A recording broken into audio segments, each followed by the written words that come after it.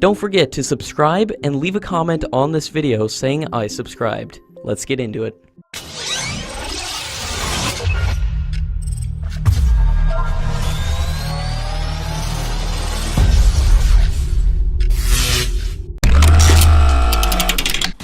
According to latest French media reports, Dassault Aviation has begun the ground trials of the first Rafale fighter jet for India, which will be handed over to the Indian Air Force by end of September 2019. The first Indian Rafale fighter jet should have its first flight by 14th of next month, from the Istres Air Base of France.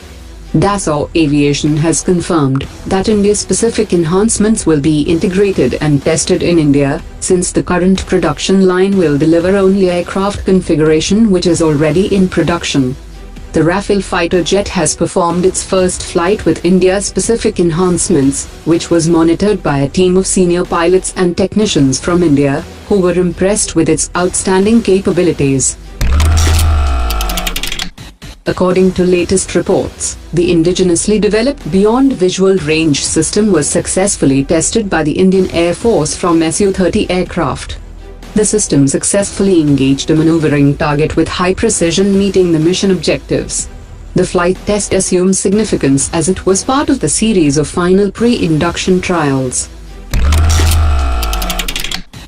The Defense Acquisition Council has decided to modify the guidelines for defense procurement to avoid the procedural delays, and has also cleared the 2,300 crore rupees plan to buy 1,000 new engines for T-72 tanks of the Indian Army.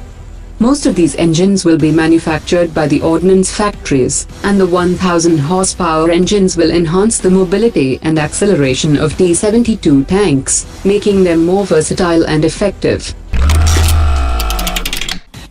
A contract was signed by the Indian Navy with Hindustan Shipyard Limited for the construction of 2 diving support vessels to augment the Indian Navy's submarine support operations. The first vessel will be built over a 36-month period and would be followed by the second vessel 6 months later. Undeterred by the recent debate over the Rafale deal, France has pitched the naval version of the Rafale aircraft to the Indian Navy for its requirement of 57 carrier-borne combat aircraft.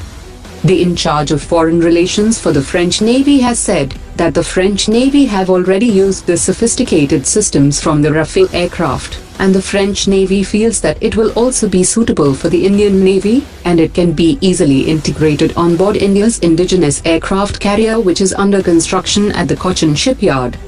The tenders for the contract are expected to be issued shortly, and it will be a contest between the Boeing's FA-18 and the Rafale Marine.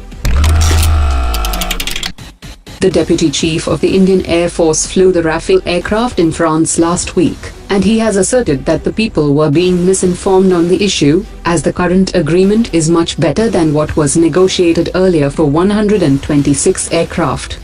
He also revealed that the cost of the present Rafale contract is about 40% less than the previous one, and there is nothing like 30,000 crore rupees to any company, as Dassault Aviation has offsets of around 6,500 crore rupees only.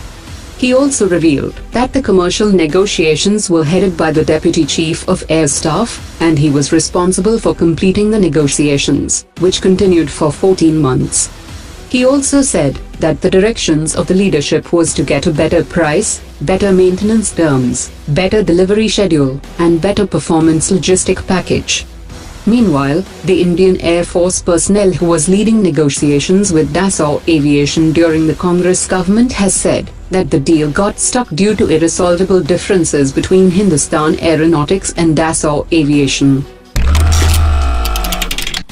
As we reported in the last episode, that Russia has offered India to procure the Russian Buk-M3 and Tor-m2 system, along with the upcoming S-400 system, to make one complete Russian air defense ecosystem to work effectively in all possible scenarios.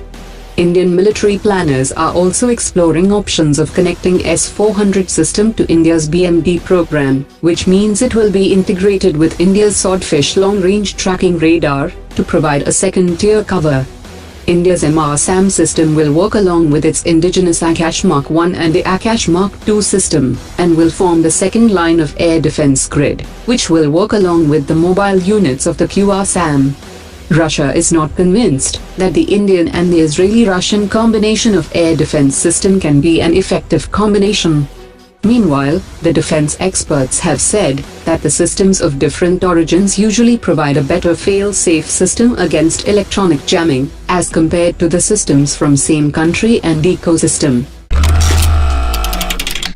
Russia have offered a modernized Super-30 upgrade to India, but it is unclear if India will go forward with the project in its current form. According to latest reports, the Russian Deputy Defense Minister has said that Russia will start upgrading its Su-30 SM this year, and deliveries of the modernized jets will start in 2019. The first stage will be a relatively modest upgrade, while the second stage modernization would be a more extensive modernization, which could potentially be developed with India. The upgrade includes a new engine, which will add an additional 4,200 pounds thrust per engine, and would also increase the electrical power generation capability of the aircraft, which will open up the potential for future avionics upgrades such as a new ASA radar system with much greater power. According to reports, Hindustan Aeronautics already manufactures the Russian AL-31 engines for the Su-30, and India is pushing for the development of a new AL-31FP engine with a higher thrust, so that the previous transfer of technology license agreement between India and Russia remains valid, while Russia wants India to procure the AL-41F engines, which will require a separate transfer of technology licensing agreements, which will cost more money to India.